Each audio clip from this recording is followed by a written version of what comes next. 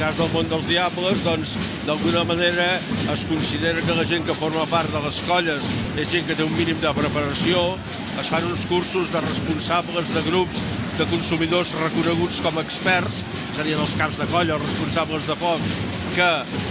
són els que poden legalment adquirir la pirotècnia, per tant no el comú de la gent, sinó aquestes persones, i que la gent que participa a les colles doncs d'alguna manera ha rebut aquell mínim de formació que es necessita per fer servir els covets. En aquest cas, això ha solucionat el tema del bestiari i de les colles de diables, no? En el cas de la tronada no ha canviat bo i res, sí que, per exemple, en els últims anys s'ha fet un pas enrere en el temps, però que alhora ha portat un component nou a la festa, que és haver recuperat aquest castell de focs a l'antiga, aquest castell de focs de proximitat, que planteja, evidentment, molts menys problemes de seguretat que un castell de focs aeri amb carcasses disparats des del mig d'una plaça plena de gom a gom. D'alguna manera s'ha tornat a un model de castell de focs que estava pensat perquè la gent el pugui mirar des de la distància de 5, 6, 10, 12 metres, que molta gent se'l mira i, per tant, que no planteja grans riscos. Perquè, Salvador, si ens treuen la tronada ens deixen coixos, eh? Si ens treuen la tronada, evidentment ens deixen coixos. A la imatge veiem ara el bou de Reus, que no forma part del seguici, de la marxa del seguici, però que sí que surt pel matí de Sant Pere. Ara el veiem acompanyant a tota la resta del seguici, sempre actuant des de la perifèria. Sí, a veure, el bou de Reus, la colla del bou, en el seu moment ja va decidir no integrar-se en el que seria l'estructura de la professor o del seguici, per exemple, d'acompanyament de completes, però bé, participa activament aquests dies de la festa fent el seu correbars, fent la seva cercaviles. L'any passat, que feia els 10 anys de presència a la Festa Major de Sant Pere, la colla va pensar que seria interessant també fer-se present en aquest matí de Sant Pere, ha fet una mica la cercavila i ara fa la seva ballada des del lateral, perquè d'alguna manera ja és la seva manera de ser present, el deixen plantat aquí com una figura més del bestiari, ben coneguda d'aquests moments, i per tant és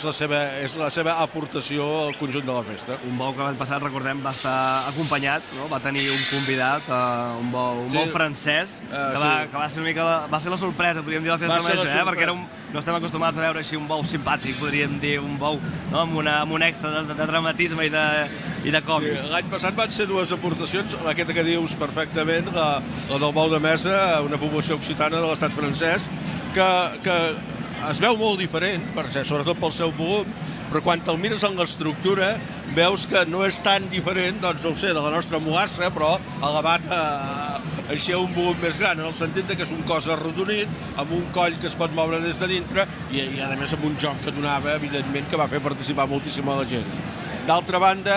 l'any passat va començar aquest costum de guarnir el bou, de fer un bou enflocat, que això és una pràctica antiquíssima dels bous que moltes vegades acabaven a l'escorxador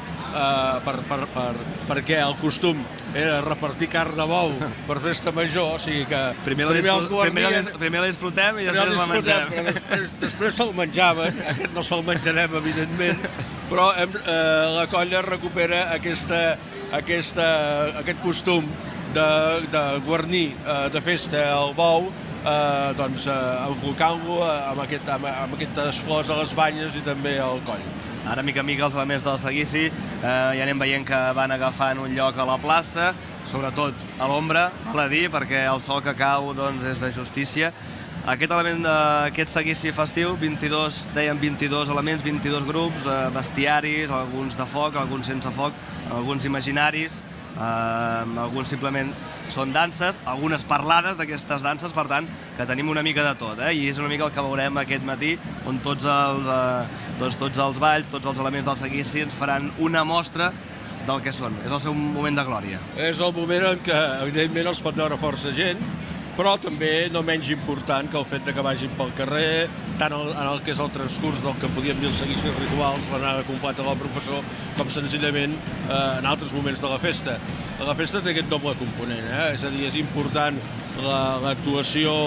una mica espectacle, que tothom està al voltant i la pot veure bé, però també és molt important trobar-se les figures festives o trobar-se les danses pel carrer i poder veure una mica des de la proximitat. Fins i tot hi ha algun ball parlat, com és el cas del Ball de Dames i Vells, que no participa ni a l'anada completes ni a la professor,